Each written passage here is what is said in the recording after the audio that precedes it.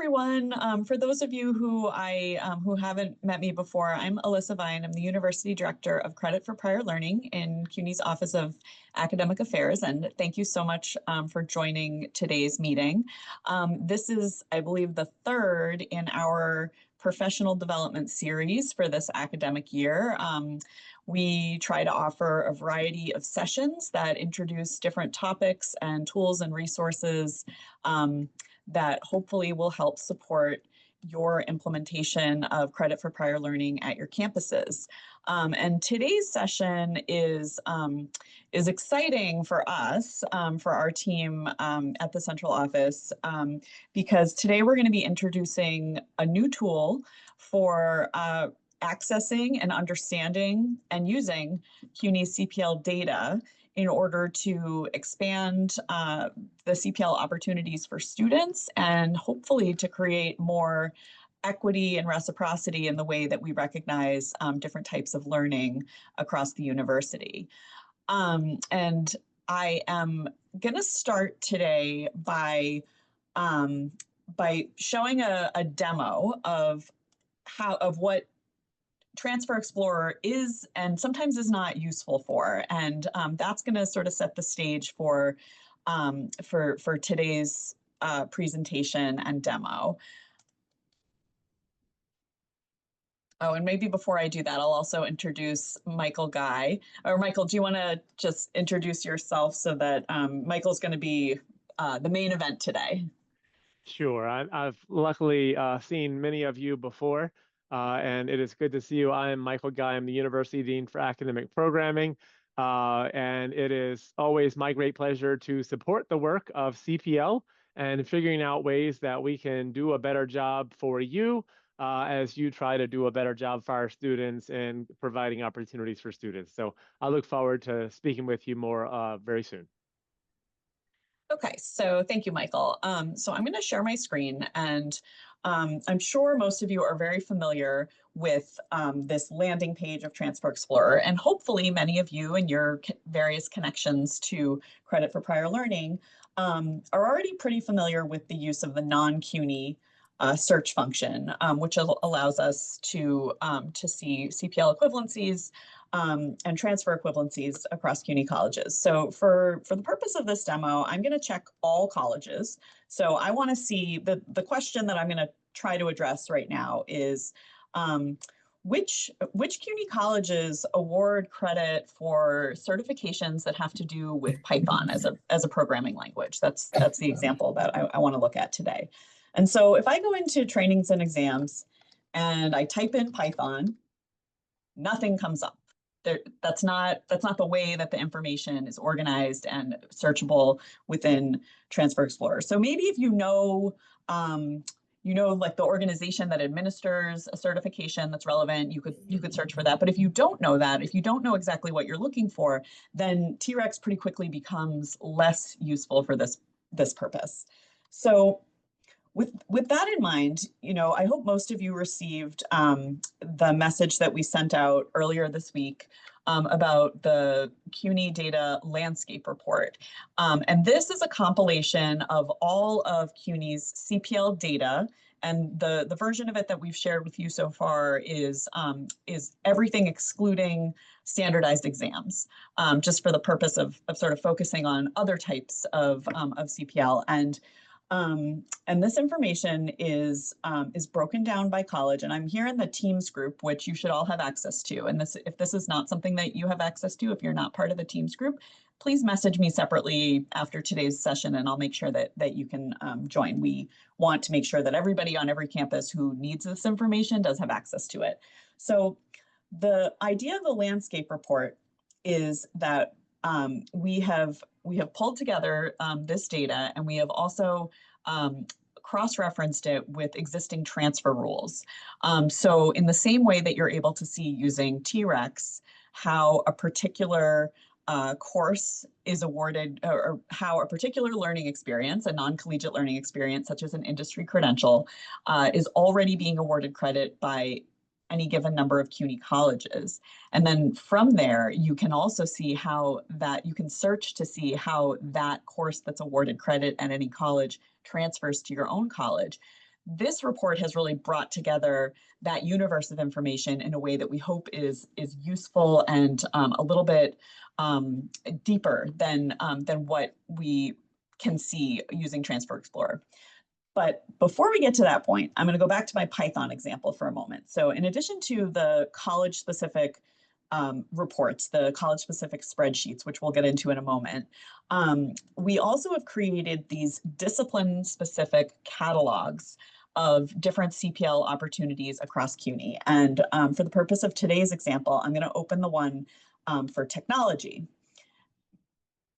And as you can see here, and it says at the top here, this is going to be, you're going to see a list of tech industry credentials and other relating learning experiences for which at least one CUNY college already awards credit for prior learning.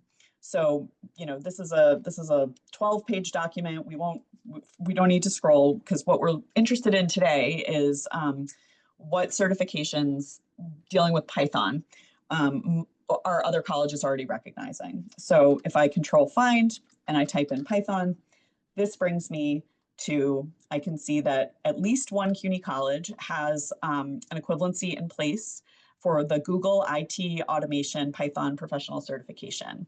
I can also see that at least one college is awarding credit for Saylor Academy's Introduction to Python course. And I can also see that at least one college is awarding credit for Sophia Learning's Introduction to Python programming course. And with that information, I could go back, and what we've linked to here are the course or certification information that exists on that administrating organization's website, where we have that information available, so that you could potentially jump off to see more about that and access deeper information to inform evaluation of that credential or training. Or you can jump over to the college-specific spreadsheets, and I'm going to do Bronx Community College for the purpose of today's example. And Michael is going to go into a lot more detail about what information is captured here and how to use it.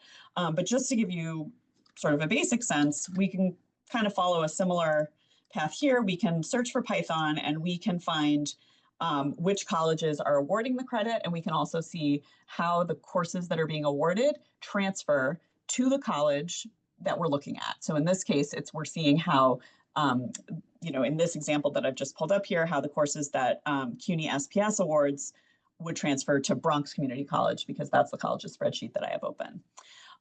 So I'm gonna just leave that out there as an example for you to keep in your mind as Michael walks us through what this report is and how the information that it captures and how we can use it. So Michael, I am going to open the slide deck. Just give me one moment. Okay.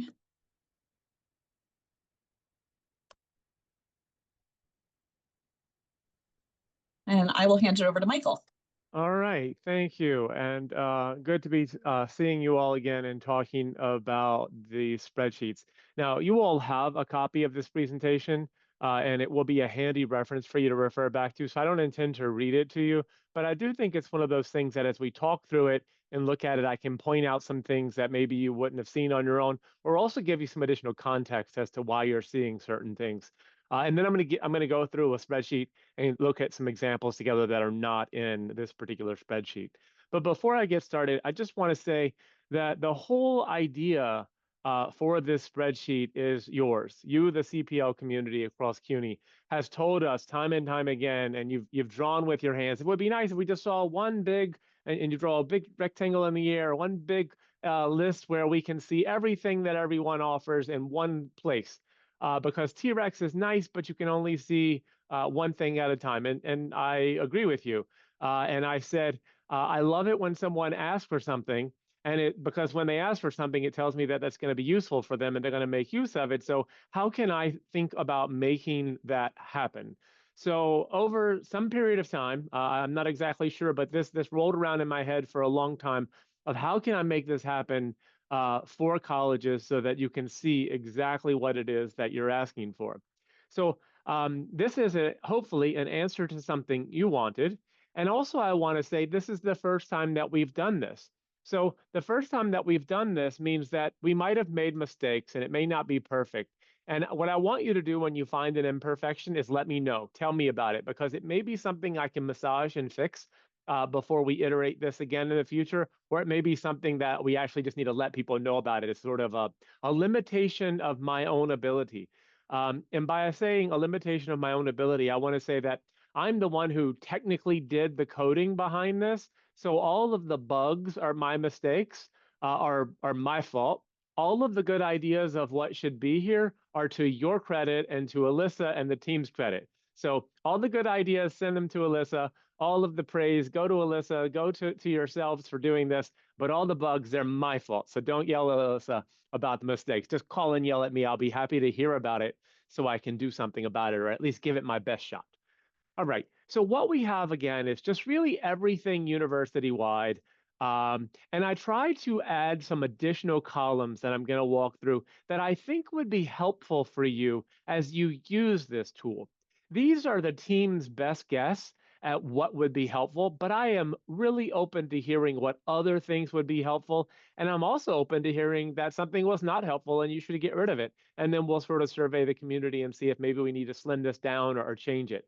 Um, when I started this work, it started with just a bunch of data that I downloaded from CUNYfirst. The two main sources are the CPL awards that you have configured in CUNYfirst, and then the transfer rules that are not specific to CPL, but that are applied to students when they transfer from one institution to another institution. So what I started with is just some really ugly data sets, and then I turned it into this Excel sheet. And I want you to understand that I turned it into this Excel sheet so that you can understand that everything can be changed here. This is not something that we're stuck with. It was just the best that the team could come up with. So let's go to the next slide and just dig in to some of the data. And we're going to go through this sort of column by column. Now, this particular page here, I envision you using this as a one-shot place where you can just scan quickly and see the columns. But the presentation, we're going to walk through each one of these and look together. So I'm not going to spend much time on this, but this is like a table of contents for you, if you will, when you reference this later. So let's go to the next slide so we can start to dig into this. So we have some screenshots here of an actual spreadsheet, and it's actually from Bronx Community College. And these are columns A and B.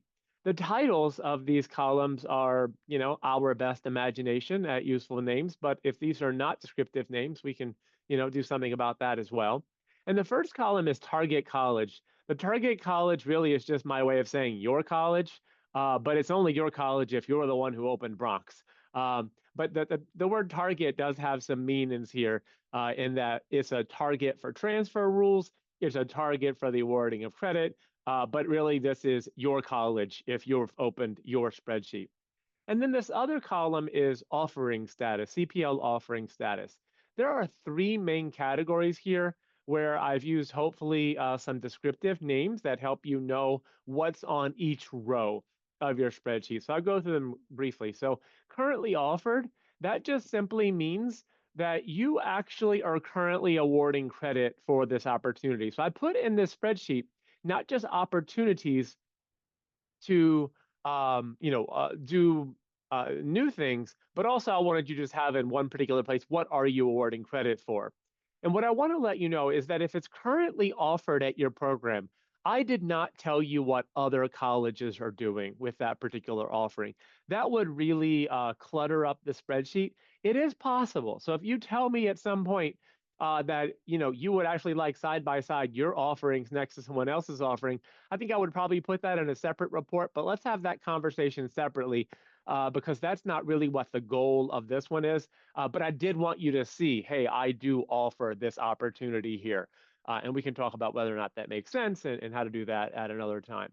Then there are two other columns, two other rows, labels here. And these are for opportunities that your college has not currently configured credit for.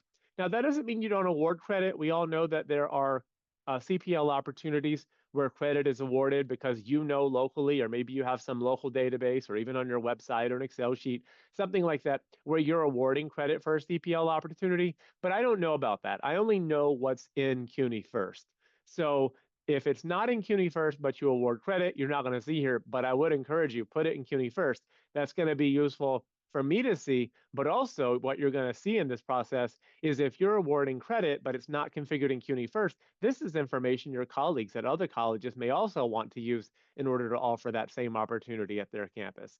So there are two versions of this when you don't offer credit, and the one is transfer rules applied, and the other is no transfer rules. And what that has to do with is the credit that the college is offering. You may have transfer rules that show you how that course would transfer from that college to your college if a student earns that credits. In which case, you're going to see in a moment how I use those rules to kind of translate those credits to what would be credits on your campus. But I also have to point out that there are instances where there are no transfer rules. So I couldn't actually translate it to what might be a similar offering on your campus. So I label those as no transfer rules, and you're going to see part of the detailed text is missing in that case, but there is still information there for you. So let's go to the next slide and we'll start walking through some of the other ones. And by the way, if you have questions about this, now is a perfectly good time to raise your hand. Alyssa or someone, Angelica, someone will see your hand up and you can stop and interrupt and I can clarify anything that you have as you go. Put it in the chat and someone can read your question for you, anything like that. I certainly don't mind.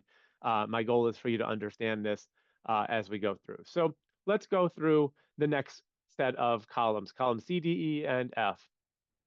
I think these columns are going to all be familiar to you who have talked about and looked at the configuration, because these are codings that you see sort of behind the scenes on CUNYfirst. You've seen it in some of our data reports that we've put forward. And also you do it when you go in to configure rules in CUNYfirst. But the first is CPL type. I just want to mention that there's a couple of CPL types in this particular report. One is CPLC. That means those are not exams. I forget what the C stands for. Is it credential? And Credential. credential is what the C stands for, but there's a lot of things under this C, under credential. You're also going to see military as one option in here. And I think you're going to see continuing ed in here. And there is actually another one called GED, I believe, that's in here as well. But those are all things that you should recognize and know what they are. It's not particularly useful, but you'll see that we also did pull out CPLE. You will not see E in here. Again, this report can be generated for CPLE, no problem, but to avoid cluttering this, and because CPLE is actually a sort of a different beast of things, we pulled those out of this report. But if you have a need for that sort of thing, share it with Alyssa later. We'll see how we can provide that with you. Then we have test ID, test description, and component detail. These are the familiar codes. The test ID is sort of an unfriendly coding that just is an internal database referencing. And then you have test descriptions and component details that are a little bit more user-friendly. So a test description is usually a higher level thing. I want to point out, we know these are called tests, but they're actually not tests, although there could be a certification exam as part of these things. But that's just because we're using the test mechanism in CUNYfirst in order to configure these rules. But they're not necessarily tests, but that's what they're called. And you'll see the test description. These are sort of higher level descriptions. And then a component detail is sort of maybe a sub detail because, say, for example, the American Heart Association may have several different tests and they would all have the same test description, but the component detail would be different as well. So this is familiar and hopefully E and F are user friendly. Next page, slide. All right, now we get to some of the good stuff. So columns G, H, and I are good stuff. So column G is called the source college, and this is really the source of the configuration, the source of the CPL opportunity for the one in this particular row. And so you see, since we're looking at screenshots from Bronx, the source college in this case is not, actually we switched. Because there is a source here that's Bronx. I was about to say the source is not Bronx, but it is Bronx, and don't worry about Actually, it. Michael, I think that where it Yes. says Bronx, I think that where it says Oh, Bronx, that means it's opportunity currently offered. offered by Thank you. Bronx. Yep. Thank you. Because I'm like, oh, wait, this was Yeah. exactly. Thank you. I'm not seeing the whole row here. So what you see is Brooklyn and Lehman in the first two. So Brooklyn awards credit for this particular opportunity that's listed on the previous rows. And the important thing for us to look at now is the detailed text. So the detailed text is text that I put together that I hope is information that's going to be useful to you to understand the actual credit. So let's just look at the first thing. So we have 2 CR. That means that I believe that they are awarding 2 credits for this opportunity. And then we have some codes. The codes, first off, that 6-digit number here, that's a course ID. That's there for you because that's actually something that you're going to need on the back end if you were to configure this. But generally, you don't see that course ID. Generally, when you're thinking about credit, you're seeing, let's go back one more. Oh, you're just showing me the same I thing? think it's Great. easier to see it here. You got it. Thank you. Thank you. That's good. So what you normally don't see is that 6-digit ID. That's a CUNYfirst code. What you're used to seeing is what here is this HEA 303 and the title, and that's the name of the course. And you're seeing the title of the course, Safety Education, Accident Prevention, and First Aid. Okay, that's what you're used to seeing here. And but I gave you that 6-digit code because it's sometimes needed for configuration. And instead of you having to hunt it down, I just put it here for you. So that's what Lehman is awarding is 2 credits for that. Now, then I have this arrow here, this equal sign with a greater than sign after it. This is just my way of saying, hey, there's a rule that's being applied. And that rule being applied is if a student at Lehman were to take this course, HEA 303, and then transfer to Bronx, which credits would you award? And in this case, the transfer rule says this course transfers as HLT00 electives in health. That's an internal course code for an elective in health. That's what we would call like a major elective or a departmental elective. It's more specific than a general elective. I want to point out a couple of things here for you.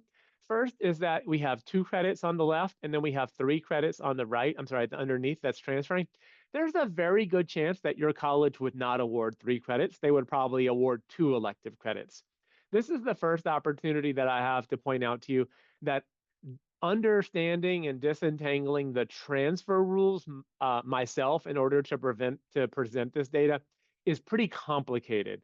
So I'm not able to smooth out some of those details, at least not in the first go, in this transfer rule. So you should think critically and see, okay, these 2 credits on your campus, how many credits would you award? Well, the transfer rule would probably actually assign 2 credits, but you may wish to decide to award 3 credits for this opportunity. Don't read this as a suggestion with any overintended weight behind the changing of a 2 to a 3. This will be a decision for you to make. But at that campus, it's 2 credits. At your campus, it might be 3, it might be 2. You'll decide. It's an elective. And then I want to show you just on this other one underneath it, even though it's not highlighted, but this one that's currently offered, I want to show you one other symbol, and that symbol is a plus. There's a plus between these 2 rows here, and that's because there's more than one course that's being assigned credit for this. Now, most often this plus is going to be correct, and there are 2 courses, 2 different pieces of credit that are being assigned to this. But I also want to point out that transfer rules and interpreting configurations where there are multiple assignments are sometimes difficult for me to configure right in order to display it in the spreadsheet. So you would want to double check this against T-Rex and make sure that 2 courses are what's being offered. In this case, this is at your college, so you'll just know. But I just want to point out what that plus means right now and warn you that pluses sometimes need just a double check. Next slide.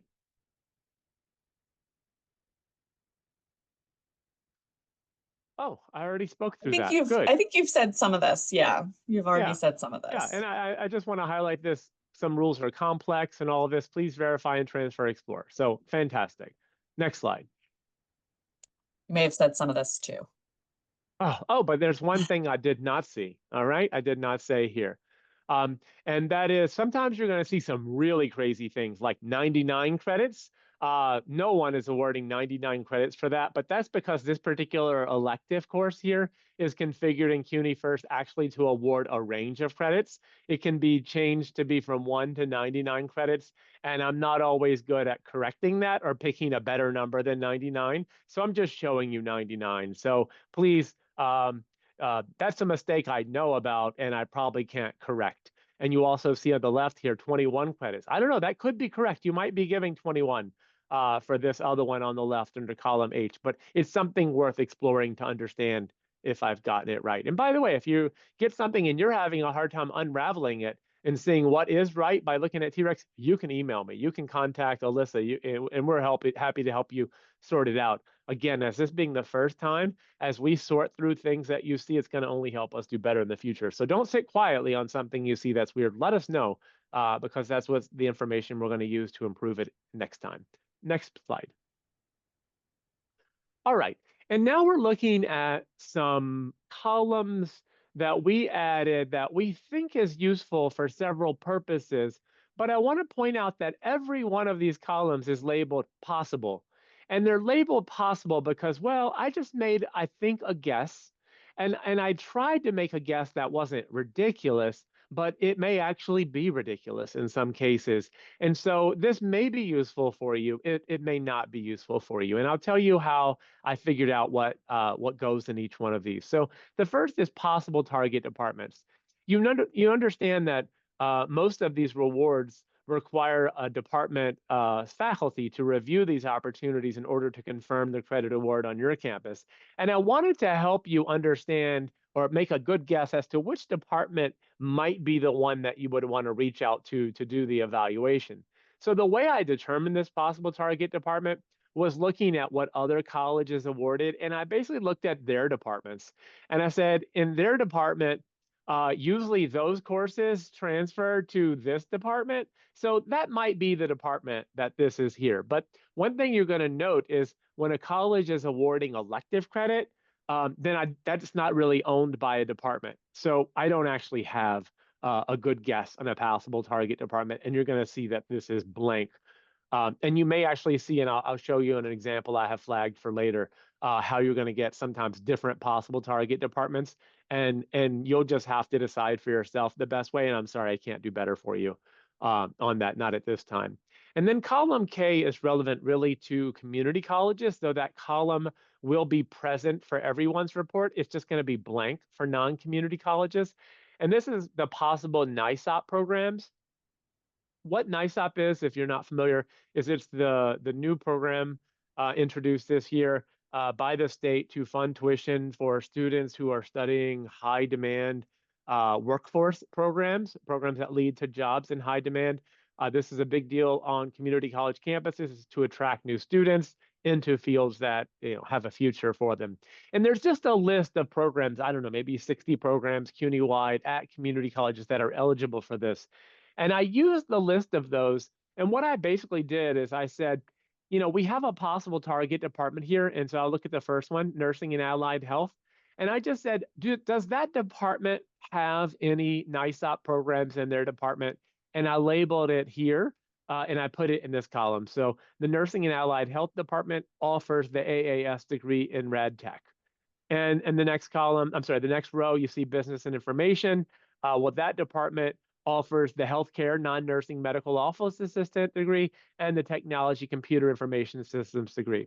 This is not sophisticated enough to say that those credits actually apply to those majors. It just means that that department offers that program. And so if you take an extra look, you might see, hey, this is an opportunity for students who are studying that program. But just looking at these two examples, medical office assistant and computer info systems, you can see those are very different things. One is very general, one is medical. Depending on the opportunity, this may be one or the other, or maybe neither of them actually. Donna, you have a question?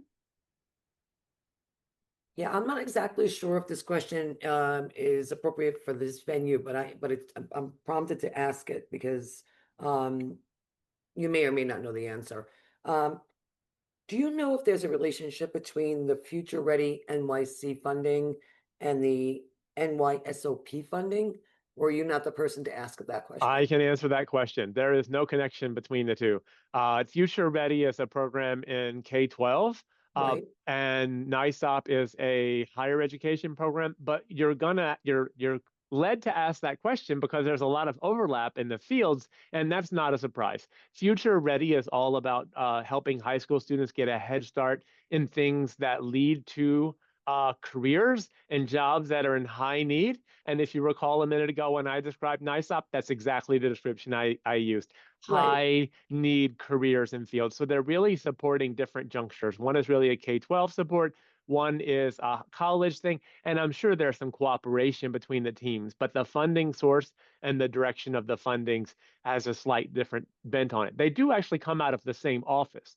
So Well, the reason why I'm asking is we're in the process now of developing pipelines from some of the area high schools in Staten Island. And we're offering for the folks the students who are thinking about becoming teachers. And so we're offering some courses that they're taking as high school students using the FR Future Ready yes. NYC funding. And I was wondering, once they come to CSI as freshmen, can we then just flip and or sequence into the NYSOP funding? So the sad thing I'm gonna have to tell you is that NYSOP is only community colleges. I know you offer associate degrees, but you're a comprehensive college. And currently our 3 comprehensive colleges are not included in NYSOP. That Wow. is not our decision. That came from the legislature. Wow. We advocated for inclusion, and the answer for now was no, but I don't think it was a no never. It was a no, we're getting started. So keep an eye on that space in the event that Okay. it expands to our 3 comprehensive colleges. But what you've described is a very smart strategy for our community colleges who do actually have access to both fundings. And that NYSOP is a perfectly good funnel for students from a Future Ready program into a community college where they can continue funding. So thank you for bringing it up. Great Yeah, Michael, connection. can I Yes. Thank also you. add, just, you know, I think that that is a really good question. And I think that it's a really important consideration too, when you're thinking about CPL and equity, and you're thinking about, because I think if you look at some of what Future Ready NYC is focused on, the types of trainings and credentials that they're looking to make available to high school students, there's overlap, there's significant overlap with the credentials that are important to the state for, you know, for working adults as well. These are credentials that we want to see CUNY colleges recognizing with credit to create pathways for people who are already working in the field. And so where you may be creating college level courses that are associated with particular industry credentials, you should also be thinking about how those should be available pathways for people who are working in the field, whether or not you're a nice, you know, a community college that's involved with NYSOP. And also, you know, to the extent that like the high demand fields are the high demand fields, you know, as I think Michael said as well. But so I think having sort of a holistic view of that and making sure that when you are thinking about a particular population that can benefit from a CPL opportunity through a particular channel, thinking about how to create other ways for other people who are qualified to get that same credit is a really important piece of the strategy. Great. And Thank there's you. thank you. And thank you for bringing that up, Donna. And just to add one more layer, there's a pretty good chance these are high demand fields for students that are in baccalaureate programs as well, these particular areas of study. So these opportunities are good opportunities for returning students, part of CUNY Reconnect, or just adult students coming to start fresh that have chosen to go into a high demand area. And by the way, this doesn't mean they're high demand at college. This means that jobs are high demand. In fact, some of the problem is a mismatch. There aren't enough students for the jobs. So it may be a small program with huge growth opportunities in the job side. So we'd like to grow the college enrollment aspect of it. But, you know, that's a little bit of a diversion, but I do think it's good to keep that in mind in the CPL landscape because it really is what we're here for in CPL. So thank you for surfacing that.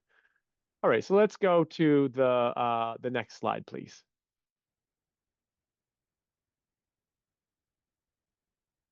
So, Alyssa, I'd like, if you don't mind, for me to let you talk through this particular slide, and then I'll go through some spreadsheet because you have a really good way of explaining how they should use it, how they might prioritize, and things like that. So, without Sure. catching you off guard, you want to grab Yeah, this no, one?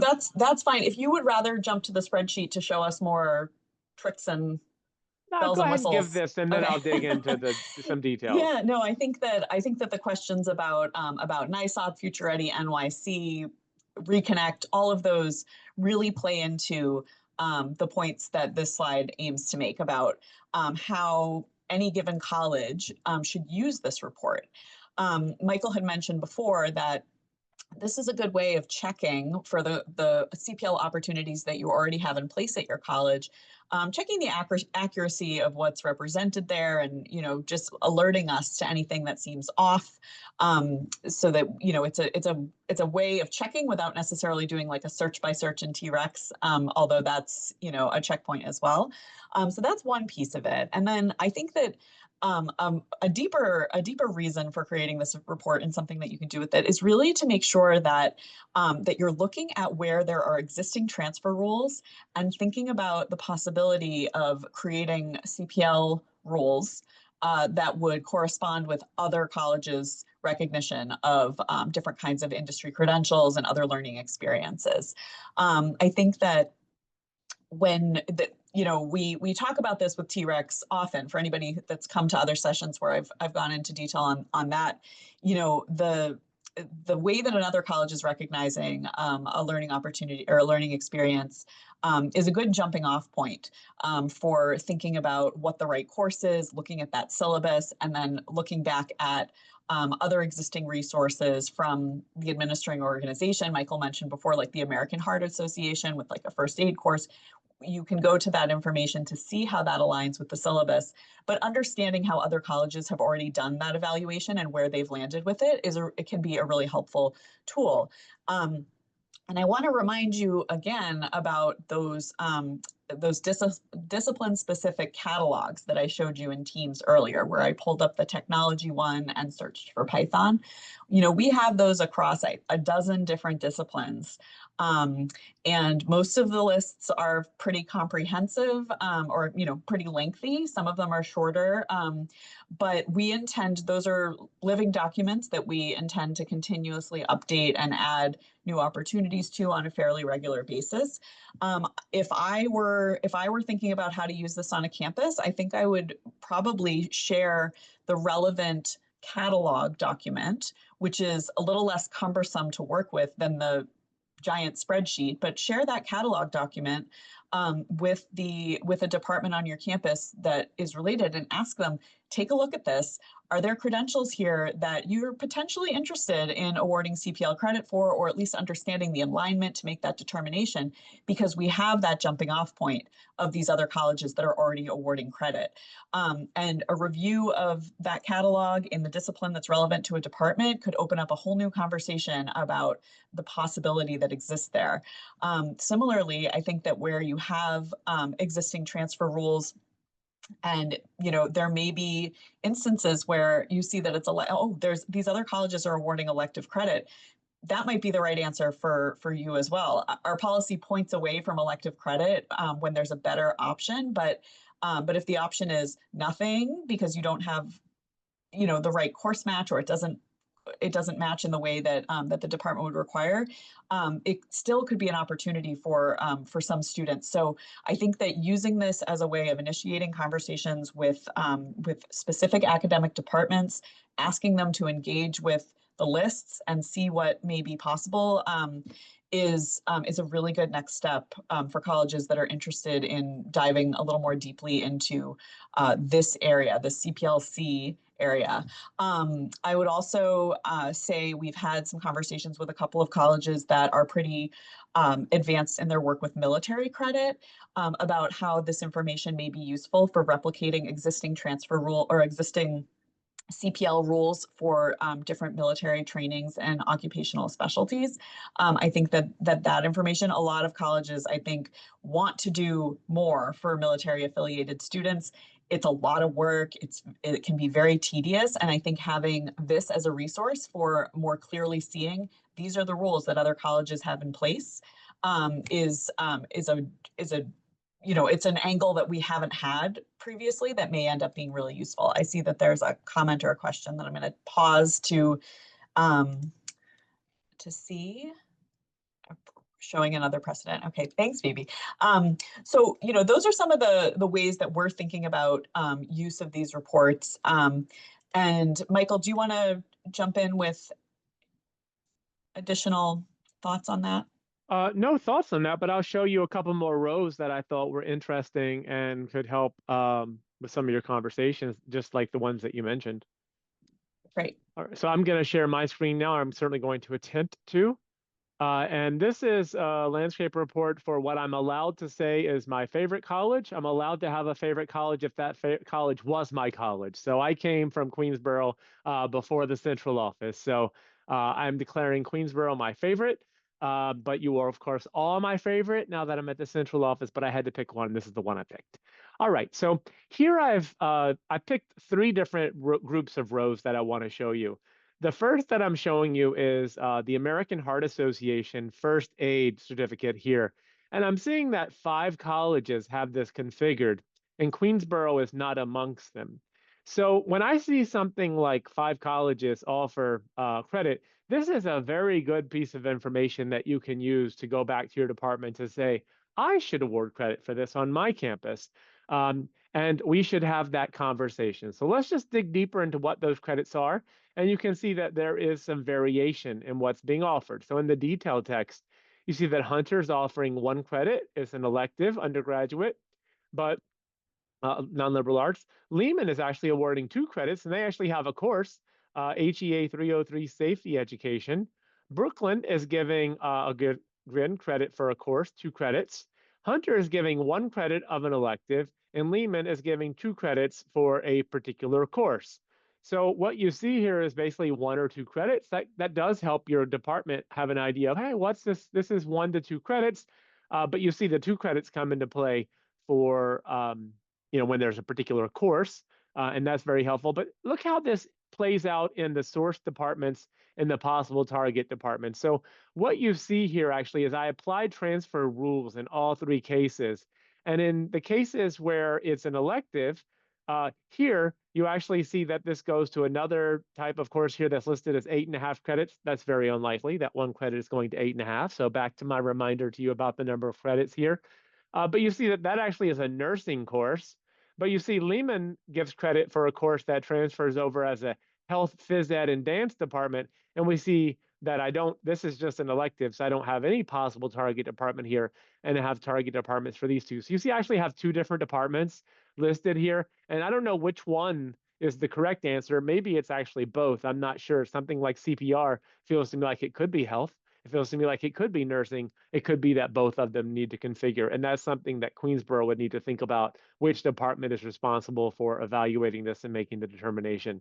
And again, you see there are NYSOP programs that are identified here, but they are all tagged as health under these general categories, which is a more general heading, best guess that we have for that as well. Okay, so this is an example of seeing some variation in this one particular offering, but nothing at Michael, your college. Yes, can I add just one thing, just please. where I think we didn't really highlight it in the overview document or the slide deck that we went through today, but the category, I think it's like column, what is it, K or L? Yes, L. L. So what category is listed there, just so you're aware, that corresponds with those discipline specific catalog documents that I was mentioning. Thank you. And maybe we could change the title to discipline specific catalog if we want. So let's go to the second one I've identified here. Let's go over here to see what this one is. So this is a certification. I don't even know how to say this acronym, AHIMA certification, CCS. And you see that this is offered at 2 colleges, professional studies and labor and urban studies, but not at Queensboro. The reason I highlighted this one is because what professional studies is awarding seems to be a lot of credits. And the first thing I saw when I looked at this is, oh no, I wonder if there's a mistake in my coding because this seems like a lot. But I looked it up on CUNYfirst, I'm sorry, on T-Rex, and this is correct. There are actually a lot of different credits being given to this. This must be a pretty comprehensive credential. I don't know anything about it, so I can't comment more about it. But you see here that there's a bunch of different courses, and then there's a transfer rule that's actually applied to each one of those courses. And you see here that there's a source department or departments here. And then in this case, I don't have a possible target department because I have a lot of electives here. I maybe could have put in here a target department of this biology as being biology, but I don't have a possible target department listed here, unfortunately. And I do see that underneath it, labor and urban studies also gives 21 credits for this, 3 different things, but I don't have transfer rules for this. That's not exactly surprising. Labor and urban studies is a relatively new institution. It also is not an institution that you likely get a lot of transfers from because it's a very uniquely positioned institution. So we don't have transfer rules to go with for you here, but you do still see what they have offered. All right. And then the third one that I'm going to show you is this one here, which is the CERT Cisco CCNA routing and switching, where again, I just want to point out that there's 1, 2, 3, 4, 5 colleges that are offering credit for this, and Queensboro is not one of them. At least they haven't configured a rule. This gives you a pretty good indication that this is widely believed to be worthy of credit. And I also Michael, wanted to point, yes, can I please. just quickly add that CCNA is also a certification that was evaluated by a committee of CUNY faculty from 8 different colleges, and they did come up with a recommendation for it. So it has that stamp of approval from even more colleges than have actually configured equivalencies for it at this point. Thank you. Yes, that is another point of reference here. And I kind of thought that this was one when I pulled it up, but thank you for making that explicit as another source of information that you want to take advantage of when speaking to departments. But the main reason I wanted to point to this one as well is that there are transfer rules applied and no transfer rules within the same opportunity. So this column really is dependent also on the college that is offering the credit. So it's not always going to be that you have transfer rules for every opportunity with the same thing, with the same CPL opportunity. And you can see again here what the credits are. We have rules applied in some cases we don't. And I don't actually have any target departments identified for this one because there's a lot of elective credits. And then I did identify, though, potential NYSOP programs listed here as well. So in categories, we're seeing actually 2 different categories: business, technology. This one actually makes sense that it could be both, but just keeping in mind that these things do come across in different ways, and you would figure that out. So those were the 3 I wanted to show you for particular reasons. So I'm going to stop sharing my screen so I can see if you have questions. I think But I'm Maggie happy has to her hand up. great, and I'm happy to share my screen again if I can find examples of things you're curious about. So, Maggie. Hi. I have a question only because I'm used to writing rules. I used to write rules, and now I'm in CPL. And so when you in the column where you have the plus, I know that when you're writing rules, one course, let's say from bronze, can transfer into John Jay to 2 different courses. It does not mean that they get credit for those courses, for the 2 courses, meaning they don't get 6 credits, they just get credit either for one or the other, but not the 6 credits. I don't know if I was hearing correctly when you were explaining, and the last part when you have so many plus. So does that mean that whenever you see all those set of pluses, this plus this plus this plus this, that's how many credits that particular school, like in this case Queensboro, is or Lehman was This was SPS, but yes, go ahead.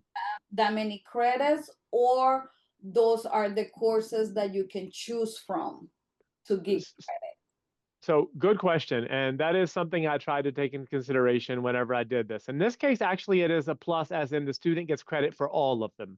The student does get credit for this HIM 200 and Bio 310 and Bio 200 and HIM 300. These pluses are because this credit transfer gives multiple credit, multiple courses are awarded for the CPL opportunity. This plus is not because of the transfer rule. This is because of the CPL credit rule. Since you asked, then you know, I did my best to eliminate all of the multiple credit award rules from my rules when I did this mapping. But because those rules are complex to work with on my own outside of CUNYfirst, there's a possibility I made a mistake on some of those, which is why this is like everything, one source of information, but it's good to verify, take a minute, pull it up in T-Rex, see what the actual rules are so that you can untangle some of those multiple credit things. So yes, you're right. The rules can be complicated. I tried to take into account as much as I could to simplify, but I may have gotten it wrong.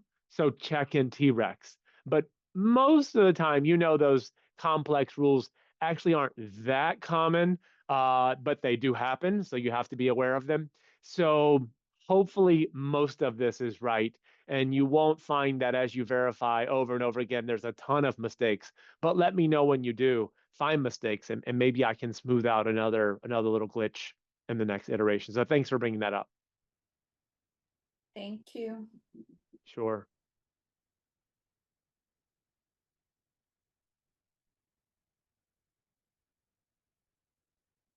Additional questions about this, or also just how this does or does not meet things on your wish list, and what would be useful alongside this. I'm happy to use the last few minutes to also hear additions or changes that would be helpful if you have them already. I mean, as you work with it, I imagine more will come to mind, but always happy to hear from you.